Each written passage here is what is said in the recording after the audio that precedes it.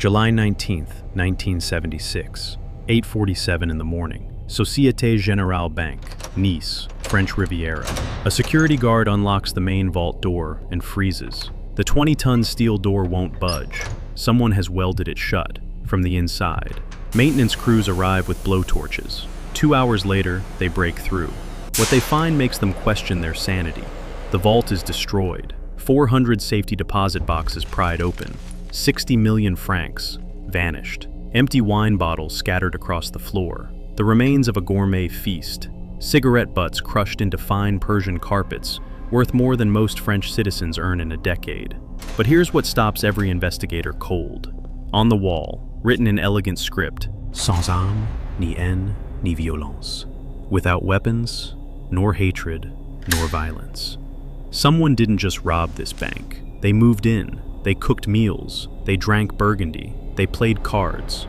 For 3 days straight, while police patrolled the streets above, criminals lived inside the most secure vault on the French Riviera, like it was a luxury hotel.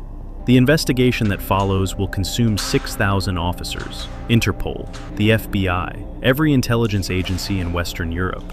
But here's what none of them know yet.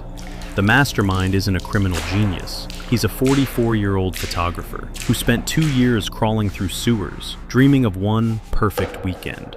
How did one man turn an impossible heist into a 3-day vacation?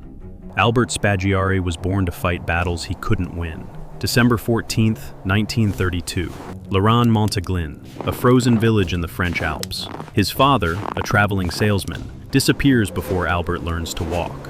His mother raises him alone, working double shifts at a textile factory. By 17, Albert is restless. France offers nothing, so he lies about his age and joins the paratroopers. Indochina, 1950. Albert drops into jungles where French soldiers fall by the thousands. He survives ambushes that claim the lives of everyone around him. He learns to neutralize threats silently, move invisibly, and trust no one except the men beside him. The French lose that campaign. Albert comes home decorated, but hollow. Then Algeria, 1954. France's last brutal colonial conflict. Albert volunteers again, believing he's defending French civilization. He joins the OAS, a far-right paramilitary group fighting to keep Algeria French. They lose. Again. France abandons Algeria in 1962. Albert Spaggiari returns home twice broken. A patriot without a country, a soldier without a cause, a man convinced that institutions betray the people who serve them. He drifts to Nice, the jewel of the Côte d'Azur, where millionaires park yachts next to mansions, and the Mediterranean sparkles like liquid gold. Albert opens a photography studio. He photographs weddings and portraits for wealthy clients who never look him in the eye. At night, he writes for far-right magazines. During the day, he smiles at people he quietly despises. The bourgeoisie who never served, never sacrificed, yet own everything. One evening in 1974, Albert stops outside Société Générale on Avenue Jean Médecin. The bank anchors Nice's financial district. Its underground vault holds millions in cash, gold bars, jewelry, securities, the accumulated fortunes of the Riviera's elite. Albert watches armored trucks come and go. He studies the guards' patterns. He asks himself a question that changes his life. What if someone could just take it all? Not with guns, not with hostages, not with any of the crude methods that get criminals caught or captured. What if someone could enter like a ghost, take everything, and leave nothing but a note? The idea becomes an obsession. Albert starts walking Nice's ancient sewer system at night. Built during the Roman Empire, expanded over centuries, the tunnels snake beneath the entire city. He maps every junction, every access point, every connection to the buildings above. One tunnel runs directly beneath Société Générale. For 6 months, Albert returns to that spot repeatedly. He measures the distance to the vault, exactly 8 meters of soil and concrete. He studies the building's blueprints, obtained through contacts from his OAS days. He learns the vault's schedule.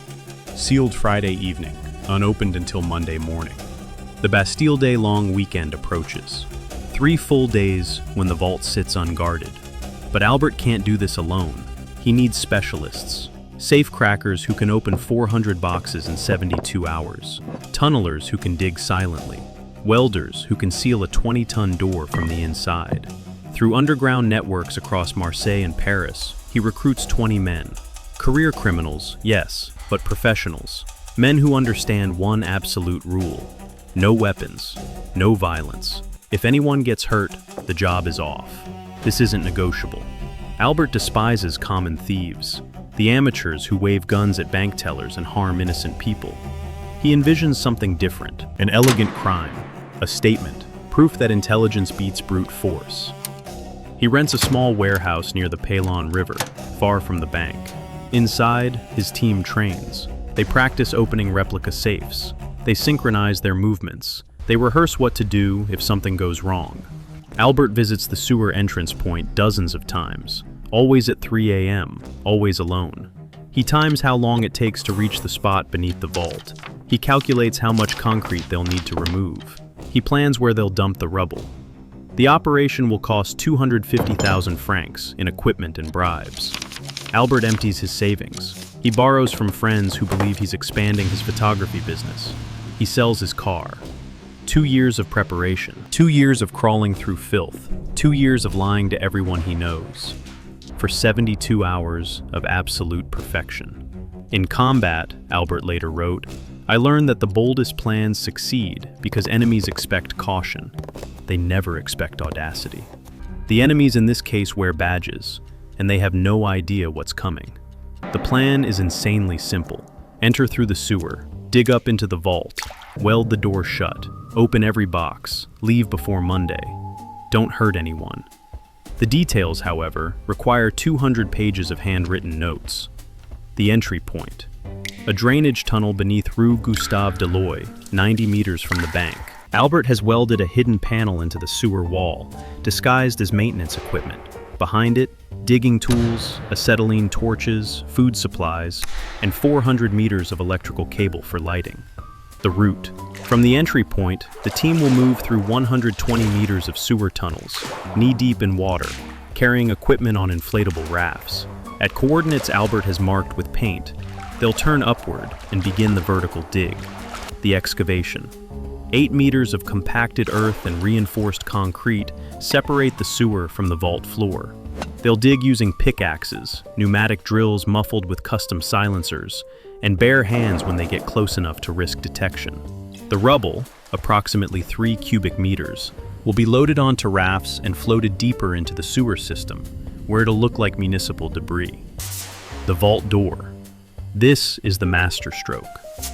Once inside, Albert's team won't just lock the vault door. They'll weld it shut from the inside using an acetylene torch. Even if guards hear something suspicious, they can't enter. They'll assume the door is malfunctioning. The team will have the entire weekend in perfect isolation. The schedule. Friday, July 16th, 1976. The vault seals at 6 p.m. Bank employees leave by 7 p.m. Night security walks the ground floor, never approaching the basement vault. By 10 p.m., Albert's team descends into the sewer. By 2 a.m. Saturday, they begin digging. By 6 a.m. Saturday, they break through into the vault floor, covering the hole with carpet. By 8 a.m. Saturday, they've welded the door and started opening boxes. They have until Monday at 6 a.m., 70 hours. The provisions. Albert knows that exhausted men make mistakes, so he treats the operation like a military campaign with proper logistics. The supply list reads like a restaurant menu. 24 bottles of wine, Burgundy and Bordeaux, fresh bread and cheese, foie gras and pâté, cold cuts and fruit, coffee and bottled water, sleeping bags and pillows, playing cards and newspapers, a portable stove and cooking equipment. They won't just rob this vault, they'll live in it. The note. Albert composes the message weeks in advance, editing each word. It must be perfect. It must explain everything without explaining anything. Sans armes, ni haine, ni violence. This is his manifesto, his signature, the 8 words that will make him immortal. July 16th, 1976, 10:17 p.m. Nice descends into Bastille Day weekend celebrations. Fireworks explode over the Promenade des Anglais. Thousands crowd the beaches. Police focus entirely on drunk tourists and traffic control. In the darkness beneath Rue Gustave Deloy, Albert Spaggiari removes the hidden panel and leads 20 men into the sewers. They move in absolute silence. Each man knows his position, his timing, his task. They carry equipment that weighs 400 kilograms total, distributed across inflatable rafts. The tunnel reeks of centuries of waste. Water seeps through their boots. 90 minutes later, they reach the excavation point. Albert looks up at the ceiling and does the math one final time. 8 meters of earth and concrete, 4 inches of reinforced steel in the vault floor above. 72 hours until discovery. He picks up a pickaxe. Allons-y. Let's go. The digging begins. If the idea of 20 men eating foie gras inside a bank vault sounds like fiction, what happens over the next 72 hours makes this the most audacious heist in European history. Hit subscribe, because the way they got caught and the way Albert escaped is something you won't believe until you see it. Saturday, July 17th, 5:47 a.m. Albert's pickaxe breaks through into empty space. Cold air rushes down. The vault. They widen the hole to 1 meter diameter, large enough for men and equipment to pass through. Albert climbs up first, flashlight sweeping across the darkness. Rows of steel boxes stretch from floor to ceiling, hundreds of them, each one containing someone's life savings, someone's secrets, someone's irreplaceable treasures. Albert doesn't celebrate, not yet. He signals for the welder. 20 minutes later, the vault door is sealed, 2 inches of fresh weld across the seams. Nothing short of a blowtorch will open it now. 6:15 a.m., Saturday morning. Nice awakens to sunshine and celebration. Tourists flood the promenade. Families prepare for picnics. The bank sits silent, its vault locked as expected. Inside that vault, 20 men begin the systematic opening of 400 safety deposit boxes. The safecrackers work in pairs, rotating every 4 hours to maintain precision. They use techniques refined over decades, listening for tumbler clicks, feeling for vibrations, applying controlled force when finesse fails. Some boxes open in seconds, others require 30 minutes of delicate manipulation. A few demand drilling, the high-pitched whine muffled by blankets wrapped around the mechanism. By noon Saturday, 80 boxes are open. Albert catalogs everything. Cash in 3 currencies, gold coins, diamond necklaces, stock certificates, property deeds, love letters from affairs that would end marriages, photographs that would destroy political careers. They take only cash, gold, and easily portable valuables. The documents, the photographs, the personal secrets, Albert orders them left untouched. "We're thieves," he tells his men, "not blackmailers." The afternoon passes in methodical rhythm. Open, empty, stack, repeat. At 6 p.m. Saturday, they pause for dinner. While Nice celebrates Bastille Day with champagne and fireworks, Albert Spaggiari opens a bottle of 1969 Chateau Margaux inside the vault of Société Générale. His men spread blankets across the marble floor. They eat pâté on fresh bread. They toast their success with wine that costs more than most French workers earn in a month. Above them, the night watchman makes his rounds, notices nothing unusual, and returns to his station to read the newspaper. Sunday, July 18th. The work continues. By now, the vault resembles a hurricane's aftermath.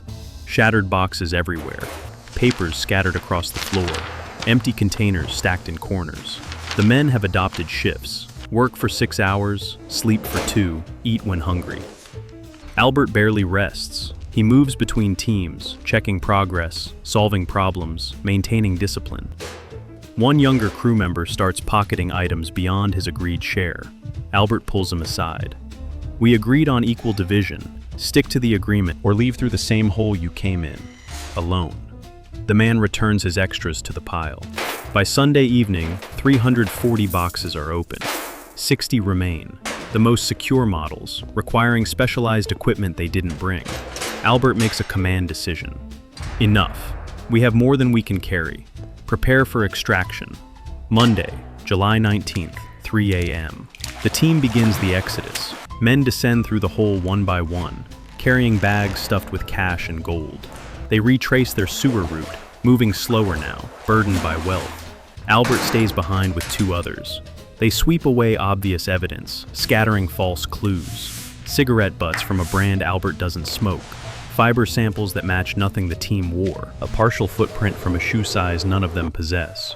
At 4:30 a.m., Albert stands alone in the devastated vault. He pulls out a marker and approaches the wall. The words he's rehearsed for months flow automatically. Sans armes, ni haine, ni violence. He studies the message. Perfect. Then he adds a small flourish at the bottom. His initials, AS. Let them know a person did this. Not a gang, not a syndicate. A man with a philosophy. At 5 a.m., Albert Spaggiari descends through the hole for the last time. He pulls the carpet back over the opening, a futile gesture since police will find it within hours. But aesthetics matter. He crawls through 90 meters of sewer tunnel, emerges near the Payon River as dawn breaks over Nice, and walks home to his apartment to shower. At 8:47 a.m., a security guard discovers the welded vault door. By 10 a.m., blowtorches cut through. By 11 a.m., Nice police realize they're investigating the largest bank robbery in French history. Albert Spaggiari, exhausted but exhilarated, sleeps through the initial chaos. When he wakes, he pours himself a glass of wine and watches the news coverage. 60 million francs. Gone. The police have nothing. No fingerprints, no witnesses, no suspects. Albert raises his glass to the television screen. À la vôtre. Cheers. For 3 months, Albert Spaggiari lives as France's invisible emperor. He deposits nothing. He buys nothing obvious. He continues photographing weddings as if nothing happened. The investigation sprawls across Europe, chasing phantom leads, while Albert smiles at detectives who question his Nice neighborhood and offers them coffee.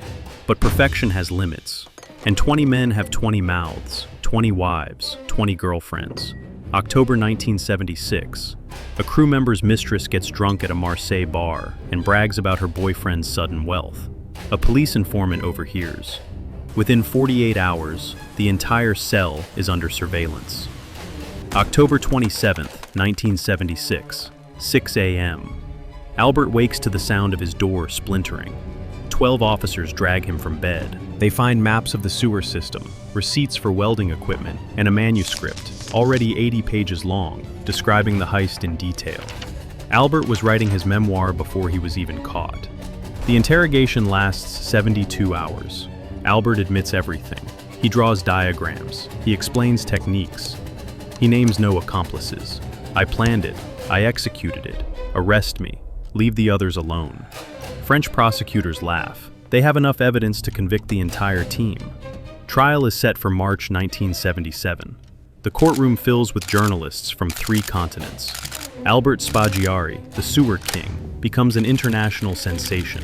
His philosophy, his elegance, his refusal to harm anyone transforms him from criminal to folk hero. March 10th, 1977. Nice Courthouse, 3rd floor. Albert stands before Judge Richard Bouaziz, answering questions about tunnel dimensions and vault specifications. He performs for the crowd, charming, articulate, theatrical. Then he asks the judge a question. May I approach the evidence table? I want to show you something about the sewer maps. The judge nods. The guards relax. What's a handcuffed defendant going to do? Albert walks to the table, leans over the maps, and in one fluid motion, leaps onto the table, launches himself at the window, and crashes through the glass. He falls 2 stories onto the roof of a waiting car. A BMW motorcycle races alongside. Albert rolls off the car, lands on the motorcycle's rear seat, and wraps his arms around the driver. The courtroom erupts. Guards scramble to the shattered window. They see Albert Spaggiari, arms raised in triumph, speeding down the street toward the Mediterranean. Witnesses claim he shouted 3 words as he vanished. Au revoir, monsieur. Goodbye, gentlemen. The motorcycle disappears into Nice's narrow streets. Police seal every exit from the city within 15 minutes. They find nothing. Albert Spaggiari has vanished again. He will never spend another day in French custody. The search for Albert Spaggiari becomes the most expensive in French history. Interpol issues red notices to 120 countries. The FBI provides surveillance technology. French intelligence deploys agents across South America, Africa, and Southeast Asia. Everywhere a wanted man might hide. They find nothing. Albert surfaces periodically, always on his terms. From Argentina, he mails updates to French newspapers, mocking police incompetence. From Italy, he gives interviews to journalists who promise anonymity. From Spain, he sends postcards to the detectives who failed to catch him. In 1978, his memoir publishes, Les Égouts du Paradis, The Sewers of Paradise. It becomes a bestseller across Europe. Albert earns royalties that dwarf what he stole from Société Générale. The man who crawled through sewage becomes a literary celebrity. French authorities demand extradition. Argentina refuses. Italy refuses. Every country Albert visits finds reasons to look the other way. The 60 million francs never resurface.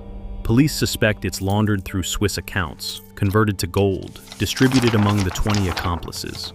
They never prove any of it.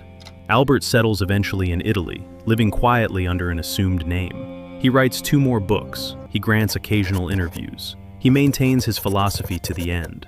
I never hurt anyone. I never pointed a gun at a frightened clerk. I never traumatized a family. The light fades. I took from institutions, with it, not from people. Need to If that makes me evil, then the word has lost its meaning. June 10th, 1989. Albert Spaggiari passes away from throat cancer in Hyères, France. He was 56 years old. Some reports claim he returned secretly to France in his final months, determined to spend his last days in his homeland. Others suggest he never left Italy. The truth, like most things about Albert Spaggiari, remains deliberately obscure. He passed away a free man. The money was never recovered. The case was never closed. His tombstone, according to legend, bears 8 words: sans armes, ni haine, ni violence. French police spent an estimated 40 million francs pursuing Albert Spaggiari. He stole 60 million. They deployed 6,000 officers, Interpol resources, FBI technology, and international cooperation spanning 12 years. He evaded all of it with a motorcycle, a false passport, and the goodwill of countries who found French embarrassment entertaining. But the numbers miss the point. Albert Spaggiari didn't become a legend because he stole money. He became a legend because he proved something uncomfortable, that institutions are fragile, that confidence is theater, that one man, with patience, intelligence, and absolute commitment, can defeat systems that consider themselves invincible. The bank thought its vault was impenetrable, Albert wrote in his memoir. They were wrong. Every system built by men can be defeated by men. The only question is whether you're willing to crawl through sewage to prove it. He was. And for 3 perfect days in July 1976, he ate foie gras in a fortress while the world celebrated above him, completely oblivious. If you think Albert Spaggiari's courtroom escape was theatrical, wait until you see the man who hijacked a helicopter to rob a bank, in broad daylight, in the middle of Stockholm. That story is waiting for you right here.